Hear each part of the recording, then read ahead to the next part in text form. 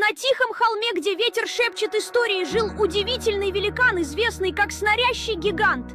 Его глубокие вдохи создавали ритмичные звуки, эхом разносящиеся по всему округу. Жители деревни внизу с улыбками вспоминали, как его храп помогал уснуть даже самым непоседливым детям. Каждое утро, когда великан просыпался, он растягивался на солнце, как будто пробуждая сам холм. Однако однажды его мирное существование было нарушено любопытством пришельцев, которые решили выяснить причину его громкого храпа.